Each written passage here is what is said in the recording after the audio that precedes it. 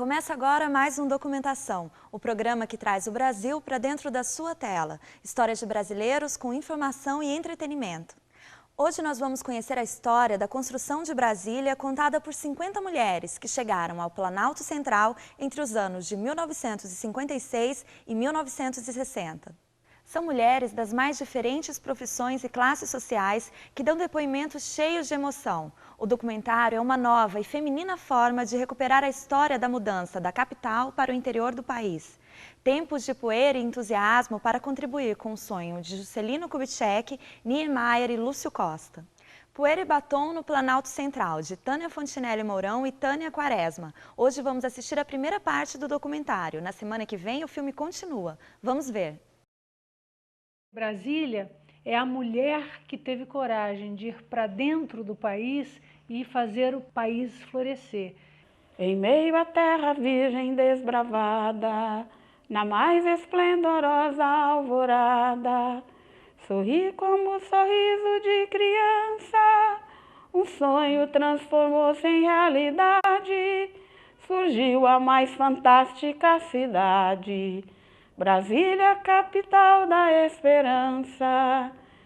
Nós somos acostumados com a poeira e com a lama, porque a gente tomava banho, passava um pó e aí um batom e vinha, né?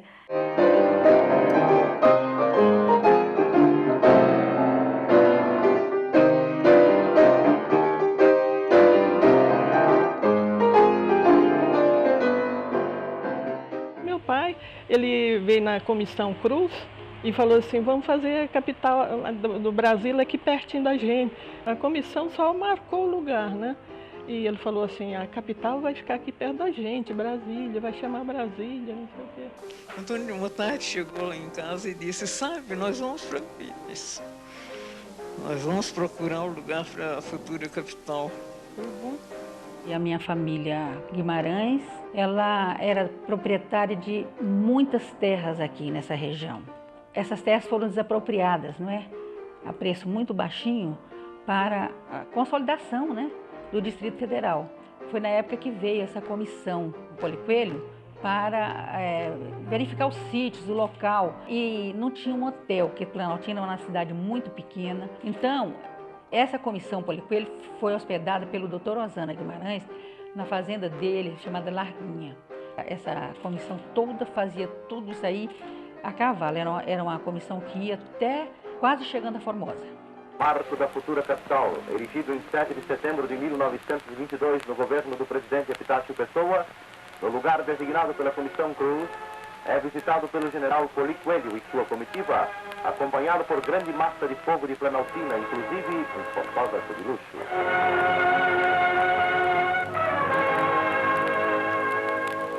O jovem Antônio Soares Neto, Toniquinho, levantou o braço.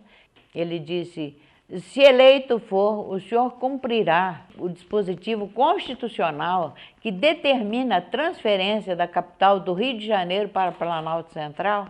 Quando a Toniquinho me colocou o problema, respondi prontamente. Se a Constituição exige a construção da nova capital do Brasil, vou respeitá-la e construirei a nova capital do Brasil, no Planalto Central.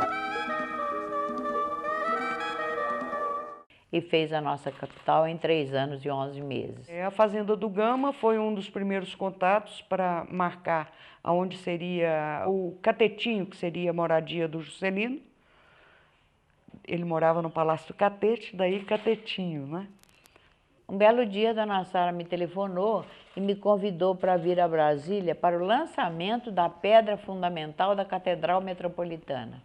Daí nós fomos para a inauguração. Foi uma missa campal, eles tinham armado uma tenda maravilhosa.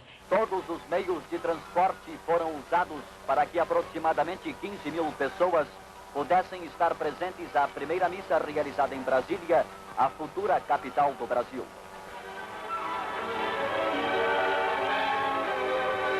E naquela época se usava muito sapato de camurça. E eu toda besta comprei um sapato de camurça marrom, toda chique, crente que ia aprontar. Quando cheguei aqui, que a gente foi saltar do carro para entrar na missa, o sapato endureceu no pé, porque enfiamos o pé na lama e o sapato ficou duro no pé. Para tirar depois foi uma dificuldade. Eu acho que se não houvesse mulheres em Brasília, Brasília não teria sido construída como foi. Não é que as mulheres fossem para as obras, fossem mexer com betoneira, pegar martelo, bater prego, não é isso.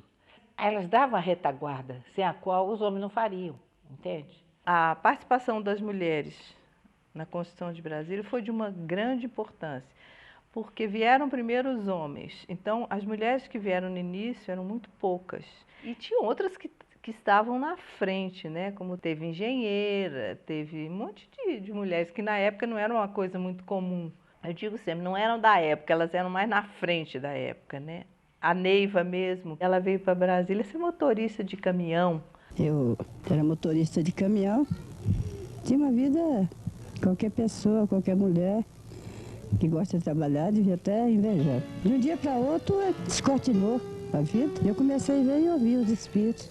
Mamãe trabalhava à noite, quase a noite inteira, em cima de uma prancheta, fazendo a medição das fazendas, ajudando meu pai, porque ele saía para o campo e ela ficava em casa. Então ela passava o tempo todo fazendo esses mapas e datilografando, naquela época não tinha computador, para desapropriar as terras. Daí é que você poderia dar o começo, então, a Brasília. Desenhava, calculava dia e noite, porque o Juscelino deu um prazo. Eu quero para 5 anos, o que deveria ser em 50. Eu cheguei em Brasília aos 13 anos de idade, com meu pai, que foi a primeira família de engenheiros a chegar em Brasília. Nós morávamos em Goiânia, eu, minha mãe e meus 3 irmãos. Ele chegou em casa e disse, amanhã nós vamos para Brasília, de mudança. Minha mãe, vamos. A gente chegou em novembro de 1956. E aí a gente ficou durante o ano de 1957, a gente ficou indo e vindo todo final de semana e férias, porque não tinha escola. Em 1958 ele conseguiu fazer o ginásio Brasília para que as famílias pudessem trazer os filhos, que era o problema maior da época. Mas a gente lembra tudo com muito carinho, né? Porque meu pai também era uma pessoa muito alegre, tudo para ele era festa, felicidade, tudo bem. O JK fez uma coisa que é a Caravana da Integração Nacional.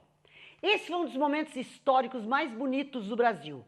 Saiu uma caravana do Nordeste, outra caravana do Sul, outra caravana do Oeste e outra caravana do Norte. E essas caravanas deviam se encontrar aqui em Brasília, antes da inauguração. E o JK recebia cada caravana dessa. Esses carros foram os primeiros carros produzidos no Brasil. Foi a indústria brasileira que botou os carros à disposição desta caravana. Em frente à matriz de Nazaré, tem lugar a reunião de veículos que comporão a coluna norte da Caravana de Integração Nacional. Brasília ainda está longe, mas o ânimo dos pioneiros é grande. A coluna norte avança para o local, onde o bravo e destemido engenheiro do progresso, Bernardo Sayão, encontrou a morte quando lutava de igual para igual contra a densa floresta. Foi um choque enorme para todos nós, né? Porque um acidente assim, você não pensa. E foi um acidente na estrada, então uma coisa muito inesperada. Quando nós estávamos já na fazenda da Grande do Douro, começou a chegar muita gente para morar ali. Aquilo a gente não acreditava. Eu nunca pensava que ia ser uma coisa tão maravilhosa. A gente ficava encantada, mas também ficava assustada com tanta gente chegando. Em julho de 59, vi os ministérios todos ainda em formação e a cidade toda não existia. A rodoviária era um movimento de terra só. Mas como tudo aqui se fazia do dia para a noite, eu acreditava que realmente ia estar pronta a cidade no dia da inauguração, né? E eu morava em Belo Horizonte. Então tinha saído a novidade de começar a construir a mudança da capital, do Rio de Janeiro para que ainda não sabia o lugar, mas havia de ser ou em Minas, que umas pessoas queriam, né? Ou aqui em Brasília. Então, nesta ocasião, eu resolvi, sem nem mesmo falar com o marido, que ele mandasse a mudança, que nós íamos mudar de Belo Horizonte. E assim nós mudamos. Aqui para Brasília, morei no Núcleo Bandeirante, na primeira avenida. Não tinha ainda nada. E nós, então, conseguimos uma casa de madeira, muito simples, mas era grande. Só nesta minha casa, no Núcleo Bandeirante, que tinha água. Nas outras não tinha. Brasília era muito falada no Nordeste, né? Eu sou do Nordeste, sou do interior, e era de praxe pessoas virem para cá, para ajudar na construção de Brasília. Eram caminhões e caminhões que vinham lá do Nordeste, vindo para cá com pessoas para trabalharem aqui na construção de Brasília.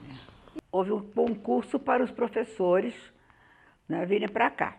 Eu tive sorte que eu fui das primeiras em música. Fui logo chamada para o primeiro colégio que teve aqui, foi o Colégio Caseb. Brasília surgiu para mim como uma esperança de vida, porque eu era garota ainda, jovem, querendo mudar de vida, e o Brasil estava muito atrasado, precisando de melhorar.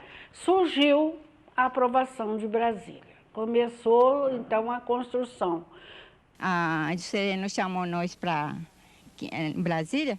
Brasília disse que não dava nada. A Juscelino me deu tudo, né? Mandou trator e mandou tudo aqui, né? E nós ficamos morando aqui. Aí nós plantamos aqui, mas deu bonito, né? Aí a primeira colheita que nós fizemos, aí Canegai levou tudo para o presidente Juscelino. Aí ele ficou contente, né? Ele falou assim, nossa, que bom, chama mais japonês. Em 55, em Goiânia, meu pai, ele frequentava uma roda de amigos, inclusive políticos, e nessa época já se ventilava na mudança de capital para Brasília. Então o Juscelino circulando aqui com ele, todo assim, pois é, e aí, japonês? A japonesada vem ou não vem para Brasília? Meu pai foi e disse assim, mas a terra aqui é muito ruim. Aí o Juscelino respondeu, se fosse boa a terra não precisava de japonês, né? Então foi assim que deu início a vinda da colônia japonesa aqui para Brasília. De início, 20 famílias. Aquela cultura japonesa, verdura, saiu muito verdura, não precisa trazer de São Paulo. Primeira vez que eu ouvi falar em Brasília foi 58, né? Diz que é o lugar que tinha muito índio, que não tinha civilização nenhuma, meio do mato, cerrado, né? Lugar assim que o pessoal tinha pavor, né? Parece que era do outro mundo, mas nós tivemos coragem de vir para cá porque tinha uma promessa muito grande, né? E meu marido ganhou muito dinheiro, graças a Deus. Foi morando no acampamento. A primeira notícia que tive em Brasília, eu morava em Séries ainda. Eu encantei, eu sou aventureira. Saí da minha terra com 19 anos para casar com um jovem igual eu, para vir para o Brasil de uma vez. Tem que ser aventureiro, né? O avião que vinha da Guiana me pegou em Macapá e eu vim. Quando chegou aqui em Brasília, ele sobrevoou Brasília e olhou, olha, aqui será a futura capital do Brasil. Aí eu olhei assim, só tinha aquela terra vermelha, né? O esqueleto, os ministérios, eu falei, para que eu venho? Eu, uma jovem de 6 para 7 anos, vim vivenciar e construir toda a minha visão de mundo a partir de Brasília. Eu tomei consciência da existência de Brasília quando eu vim para Brasília, morar em Brasília. Pousei naquele aeroporto de madeira que existia em Brasília. Tenho memórias de descer num lugar que era um descampado. Quando eu cheguei aqui, aí no aeroporto não era esse aeroporto de hoje. A volta era tudo mato, né? Era tudo mato, só tinha ali mesmo a descida, né? E o prédio, né? O prédio que ainda estava em construção ainda. Quando eu peguei o ônibus para ir para casa, né? E tudo mato, estrada de chão, muita poeira, muita poeira. Aí eu perguntei ao taxista, mas isso aqui é Brasília? Falei, credo, ainda falei assim, Cruz, Brasília cheio de poeira desse jeito, tá tudo em construção ainda, né? De repente, me senti chamada para uma vocação diferente, a vocação religiosa. Estava começando a construção, bem no centro do Brasil, da futura capital do país. Eu fui indicada como uma pessoa que satisfazia as necessidades do trabalho da congregação em Brasília. Então, ficou combinado que no dia 15 de setembro, as irmãs poderiam vir que o alojamento já estaria pronto. E eu perguntei, se nós vamos trabalhar com os candangos, por que então não vamos morar na Vila Operária junto com eles? E disseram que a administração da Nova Cap não achou muito bom, porque queria que as irmãs também trabalhassem junto às senhoras que já existiam, dinamizando mais a Associação das Pioneiras Sociais, que tinha sido criado no Rio de Dona Sara e tinha sido recém-criado um núcleo em Brasília, com a presidência da dona Coraci, esposa do Dr. Israel. E que também, morando muito ali, as irmãs iam ser assediadas dia e noite e realmente não iriam aguentar. Mas eu continuei pensando que o ideal teria sido isso, a gente se identificar inteiramente com a população com quem a gente iria trabalhar. Vim de Currais Novos, no Rio Grande do Norte, de Pau de Arara. Tem uma lona, cobre o carro, né? E tem bancos assim, a gente vai sentando juntinho, vai sentando até completar aquele caminhão de gente. O joelho encostando nas costas do outro, o menino vem no colo ali, espremidinho.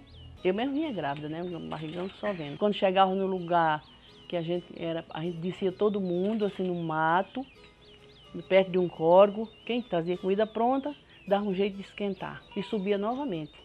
Terminamos a viagem com 10 dias. Eu fui a Friburgo e lá eu conheci meu marido que trabalhava no Banco do Brasil. Nós procuramos uma nova moradia. O pai dele, no princípio do ano 57, telefonou para o meu marido e disse, escuta, eu li no jornal que vai abrir agência provisória no Núcleo Bandeirante do Banco do Brasil, onde vai ser construída a nova capital. Uma vida nova que nós queremos começar e uma capital nova ser construída, e se combinava. E cheguei aqui antes da inauguração e olhei assim, tudo muito seco, não tinha folhas verdes. No aeroporto eu escrevi um poema sobre isso. Busco o verde das folhas numa busca sem fim.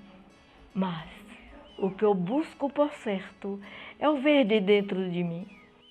Era um negócio, assim, estranhíssimo para mim. Cada lado que eu olhava era coisa subindo, construindo, os lacerdinhas voando. Era, assim, fantástico, era uma aventura. Eu acredito que naquela época, até 1964, Brasília era o paraíso, era a liberdade, era o campo fértil para você realizar qualquer projeto de vida.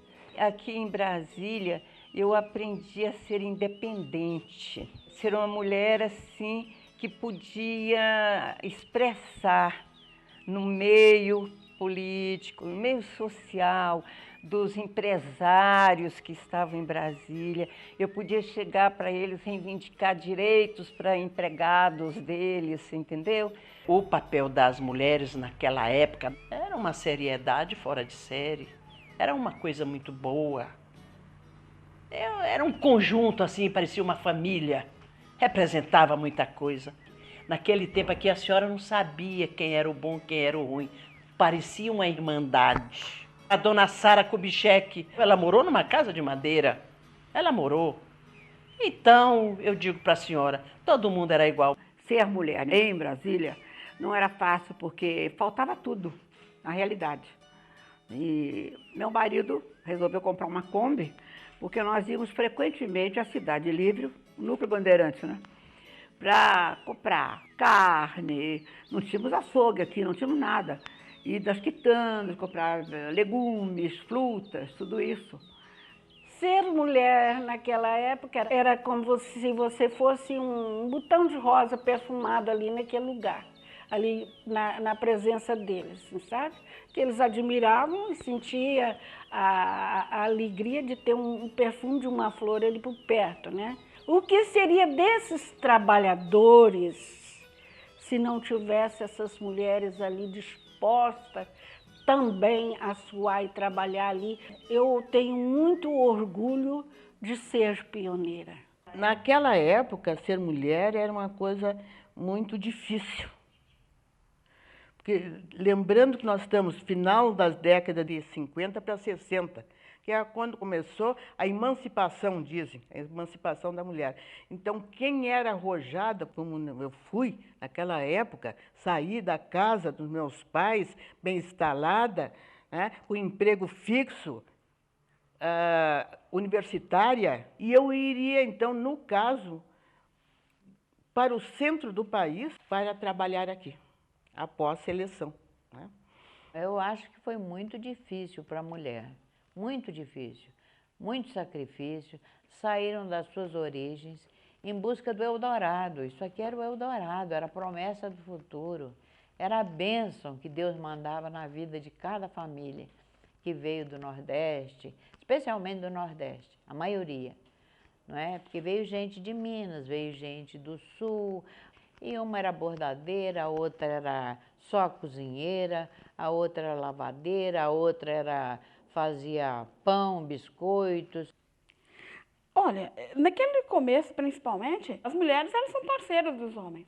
A gente percebia que os homens que estavam sozinhos, o rendimento não era o mesmo.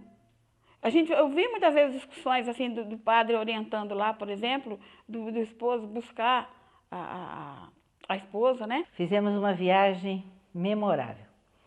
Viemos de jipe, do Rio de Janeiro até Brasília, em 7 dias dentro de um jipe. E por estradas que não existiam e que nós criamos. Quando chegamos em Goiânia, depois de aventuras mil, algumas muito perigosas, corremos risco de vida várias vezes, lá as pessoas não acreditavam que nós tivéssemos vindo do Rio de Janeiro. Eu olhei e vi uma série de casinhas, que na época era Cidade Livre. Aí eu fiquei olhando e me apaixonei, sinceramente. Foi amor à primeira vista. Havia necessidade imensa de interiorizar a capital. Não era possível continuar o Brasil crescendo só no litoral como se fosse caranguejo. Não tinha condição. Chegamos na Cidade Livre, meu marido já tinha feito uma casinha para nós. Nós botamos armazém porque queríamos trabalhar de tudo. Então eu ficava na porta, falava, vamos entrar. Eles entravam, não deixavam ninguém sair sem comprar. Um cafezinho, uma água, uma fruta. E comecei a cativar os fregueses. 58, 59, 60 na inauguração, em 3 anos eu fiz tantos partos que eu não sei quantos foram. Atendia nos acampamentos. E era longe para sair de uma construção para outra construção. E eu com a bolsa de parto, que eu levava até água fervida para dar um banhozinho, porque chegava lá não tinha água às vezes. Então era luva, instrumental cirúrgico e água, e remédio para os olhos de neném, tudo tinha que levar. Então eu fui mais útil vindo para cá do que eu imaginei. O tio Antônio pediu, disse, Luísa, não vai embora daqui agora, que minha mulher vai ganhar neném. E não tem ninguém, aqui não tem mulher, não tinha quase mulher aqui. Aqui não tem ninguém. Eu digo, tá bom. Ele disse, o que é que eu vou fazer? Ele disse, não, eu vou arranjar uns homens para tu dar comida. Aí arranjou-se nas firmas por ali, umas 10 pessoas. Eu cozinhava carne, verdura e feijão. tinha uns fogões redondos assim, com um negócio no meio assim, que ele botava querosene. O Núcleo Bandeirante era muito, assim, de gente. Eu fiz um barraco lá na Invasão, do IAPI. E meu marido fez uma casa grande e começou a vir nordestino. Só trabalhava para dar comida a esse povo. Lá no Núcleo Bandeirante, todo mundo ali trabalhava. Tinha gente que pegava a roupa dos policiais e vivia daquilo, para lavar. Era 6 contos, eu não me lembro o nome do dinheiro. Eu lavava a roupa lá do meu irmão e do pessoal que era para me ganhar dinheiro, que eu tinha que mandar um dinheiro para o Piauí, poxa, eu tinha que trabalhar, era. Você lavava aquele monte de roupa, a polícia te dava 6.000 réis, era dinheiro demais. Eu mandava não sei quanto para minha terra e eu ainda ficava com dinheiro. E eu só andava bonita. Eu ia ao cinema, comia bem, sobrava dinheiro. O emprego público em Brasília, você sabe ler? Sei. Dê sua carteira. Você já era uma funcionária pública. Na minha época, tem gente aí que ganha muito bem, que entrou na Nova Cap, contador de tijolo carregando. Foram contratados, foram reclassificados, engenheiro, contador. Por quê? Disseram que era contador e naquele tempo não tinha esse negócio. Traz teu diploma. O hospital lá era de madeira. Era IAPI naquela época, que atendia os funcionários, os empregados das obras, não é? Na verdade, os primeiros tempos não havia consultório. Era só parto. Era parto atrás de parto. Cheguei a alguma ocasião a fazer 20 partos numa noite. O trabalho das mulheres, vamos dizer, foi um trabalho muito intensivo, porque se trabalhava dia e noite. E o hospital não tinha estrutura, não tinha nada. O ensino era uma utopia, né? Era Juscelino, era Darcy Ribeiro, era Anísio Teixeira, só se falava nisso. Eu dava aula no casebre nos 2 turnos, de 8 a meio-dia. Eu tinha meio-dia 2 para almoçar. 15 para as 2 eu saía para recomeçar o outro turno da tarde. Então eu ficava em 2 turnos, 40 horas por semana. Sábado, os alunos que queriam dar aula de piano, né? Então eu praticamente ficava o sábado repleto de alunos de piano, de manhã à noite. Eu só tinha o domingo para descansar, né? Então a minha vida correu assim. As nossas aulas eram calcadas muito em cima do cachaçinha. Não sei se vocês se lembram daquele que a gente passava as folhas, o mimeógrafo. O mimeógrafo, que era movido a álcool, toda escola tinha um. Era o computador de hoje, era a impressora do computador de hoje. A primeira escola classe era no acampamento dos engenheiros. Ela chama Escola Júlia Kubitschek, por causa da mãe do nosso presidente, né? Puseram o nome na escola. Era muito bem organizada, era de 2 andares. Servíamos lanche, porque era o propósito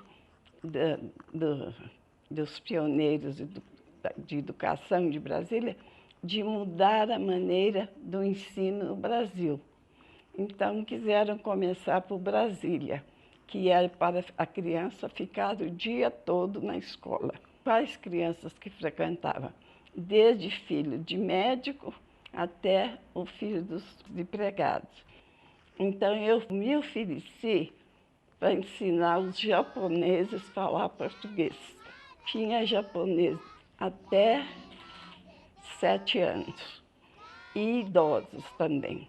No Núcleo Bandeirante tinha um mercadinho que vendia tudo, né? A verdura, todas as verduras fresquinhas. A gente ia lá, eles tinham pego do outro dia na chácara. Então eu comprava muito lá. Aí eu cheguei lá numa loja, nem vi que o homem era japonês, e comprei alface, couve, comprei tudo que tinha direito. E depois falei para ele, quanto é? Quanto que eu tenho que lhe pagar? Não precisa pagar nada, já pagou. Você, professor meu. Para saber mais sobre as ações do governo voltadas para as mulheres, acesse o site da Secretaria de Políticas para as Mulheres em www.spm.gov.br. Tchau e até o próximo programa com mais Poeira e Batom no Planalto Central.